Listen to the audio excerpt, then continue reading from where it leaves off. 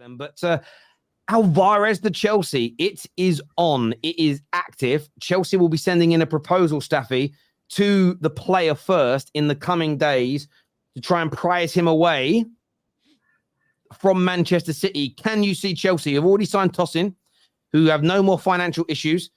Can you see them bringing this player in? I can see them bring this player in. Are we talking about it in a financial way or a tactical way, how they fit the team? I'm assuming we're talking about as in the player picking them and a tactical way, yes. Okay, so player picking them. I mean, listen, if there's one team that you always back to pull off a signing, it's probably Chelsea. I feel like Chelsea, out of all of our clubs, definitely not yours, Dan. So, Lawless, sorry. But with the big six, traditional big six, I should say, no one I think I would say has been in more hijacks / bidding wars that they've won more than them. I can't really think of any. So if anyone is renowned for pulling off a signing that you didn't expect or a difficult signing, it's probably Chelsea. So there's no reason why I don't think they could do it. Does he fit this Chelsea team? I mean, there's good reasons why this signing should happen for Chelsea fans. Number one, they need a striker. I think he's a good striker, don't get me wrong. I feel like for any other team, he'd be starting if he didn't have Haaland in front of him. So it's not a bad thing that he's on the bench right now. He's benched to a much superior goal scorer, I should say. But we've seen him for Argentina, especially in the World Cup, be very good. I think he's a very good striker. He has a good strike of the ball. His movement is decent, all that stuff. So he would be a good signing for anyone. When I look at what Chelsea need, Chelsea definitely need a striker. So that checks that box. He's worked with Maresca in that treble-winning season that they had because he was a part of the coaching staff with Pep. So he already knows the player. Maresca plays a style of play that's similar to Pep's because he's from the same school as Pep. So stylistically, Alvarez coming into that team would develop easily because even Cole Palmer is there, who is from the City Academy, and he's played with him in that treble-winning season. So he kind of knows him as well. So I think stylistically, he would fit what Maresca's trying to do over there. The thing about it is, for me, I feel like I don't look at him and I feel like he's going to be that standout number 9 that starts for Chelsea. I look at the team that they're trying to build, even though stylistically, as I said, it fits. I don't like the profile of player he is compared to what they already have. So for an example, and this is going to sound very basic, but sometimes you need to talk about basic stuff. That whole front line, that whole midfield is way too short. That's such a small squad. It reminds me of that Barca team back in 2009. It was such a short team where I look at it, I'm like, it's a whole squad of small players. Imagine your front line is Cole Palmer. Actually, Cole Palmer will play in the team. So imagine your front line is Nkunku, Alvarez, whoever plays on the right. And then you look at the midfield and you got Caicedo, Enzo, and I don't know who else. Let's just say Gallagher. I don't know. That's the midfield that we play. I don't look at this team and I'm like, you know what? They're very strong. They're very tall. Like, I feel like they need to go for another profile of striker, which is, what's his name? Sesko. Ideally, you should get both, but I kind of like the Sesko signing more for them. Because Sesko, he's been who they've been recruiting for about 2 years now. So if you were recruiting Sesko for 2 years, why are you going for an Alvarez? Because they're not similar profiles at all. They're not the same type of player. They're not similar profile. Their statures are not the same. So I just look at it. I'm like, are you just signing him because he's available, or are you signing him because he's what you need? So I don't know. I don't think it's a bad signing, but it's not. I don't think of it as a great signing. I could be wrong. But yeah, I think it's a Wait, did great Ten Hag just get signing. sacked? Who? Did Ten Hag just get sacked? Did he? We got breaking news. Wait, hold on. Let me see something. Hang on. That's no. The chat would normally be popping. Yeah, no one in the chat is talking about it. It's not been put on Twitter. Oh, bro. Staffy just got so excited. No, I just saw a tweet. But never mind. Never mind. Look at it. Come on, but no, it's not... someone baited. Basically, they're saying Greenwood is gone, but they didn't say Greenwood. They just right.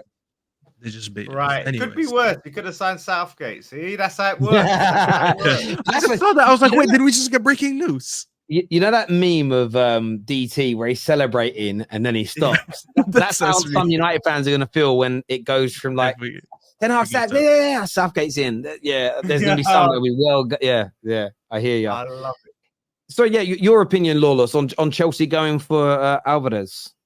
Yeah, no, like honestly, he's obviously a quality player. Who it'd be very interesting to see how he would do being the main man. Again, like Staff said, there's all question marks over profiles and how they've done things in the past, and we need to see what their structure are trying to do. I don't know how much Maresca actually worked with Alvarez, because obviously Maresca was the under-21s. He was like development coach, so I don't know if Alvarez actually played there, but obviously he's got a connection with Man City, so it could be a player that he's identified that he wants. So there's no reason to shit on it, but. Yeah, man, I really rate Alvarez, and I said it, for a position that they need, and with the current market for strikers, they could definitely do a lot worse. It all depends on the price, because I don't know how accurate this is, but I was seeing like 80 million somewhere, or 60 to 80, which, I mean, for a player of that caliber, it's about fair in today's market, but it's just, I don't know what Chelsea's budget is. Do you know what I mean? I don't know what their situation. If they've just sold those hotels, and now they can spend what they want, or if they are restricted. It's an interesting. I get what you're saying about Šeško. The problem one caveat and to defend Chelsea here, Staffy, is maybe he's going Arsenal, so they have to have a different option. Well, I don't know that. That's why I said that. I said, but then equally, I do get your point that he's not a similar profile. I think about Nkunku still at the club. You think there's talk that they're going to go to a sort of a 4-3-3 style, which means Palmer's going to go on the right. They're trying to sign Elise as well. So, it's like, where do all these, and it's probably a good problem to have, but it's a question of where do all these players fit in, and will they all agree to join if they know each other are coming in? Because there's one thing having competition. There's also, Jesus Christ, if there's 3 or 4 people in front of you for a particular role and position, it's difficult. But I wouldn't be surprised to see him leave City. And the City are the best team still in the world for me. I know Madrid just won the Champions League, but I still think City are the best team in the world. However, Alvarez is excellent, and it doesn't matter how good he is. He's not starting over Haaland. He's just not starting over him. So it's a case of he's probably going to have to move if he wants regular first-team football to prove himself as one of the best in the world. And I think Alvarez sees himself as a top player, but he's nearly always on the bench or being played out of position. So I do understand it. I can genuinely understand why he would want to leave. That the problem Chelsea have is Atletico are coming in for him, who are not as big as Chelsea, but you could argue in a better position. PSG want him, who have a Mbappe-sized hole that, again, if he wants to be the first team regular, he's going to walk into that PSG team. He's kind of going to go there and win domestically like City win, kind of win everything domestically. And maybe with all the superstars gone now from PSG, wouldn't it be ironic if they won the Champions League next year with no superstars? Wouldn't it be ironic that the sort of the Galactico approach, as it were, doesn't really work? Most teams that have Galacticos, they build them, or they sign them before they're Galacticos, or they've signed one as opposed to 4 or 5. But yeah, I like him. I'll be worried. Listen, Chelsea, I don't know much about the new manager, Enzo. As I've said, I'm sitting firmly on the fence with it. I'm not going to judge him. I'm going to be objective. I watched one game where they played Chelsea, funny enough, and moved the ball really, really well. But I look at Tosin, excellent signing, great profile, great age. Somebody like Alvarez coming in. If they do get Elise, if they can make the system work early with that added pedigree to their team, they could be a real force to be reckoned with next year, Chelsea. I know like a lot of people want to write them off early doors because they've signed a championship manager. I'm just not. They might happen. I'm not saying they won't flop. I'm not saying it won't go wrong, but just a little gut feeling that this could really go right for them. If they get these types of players.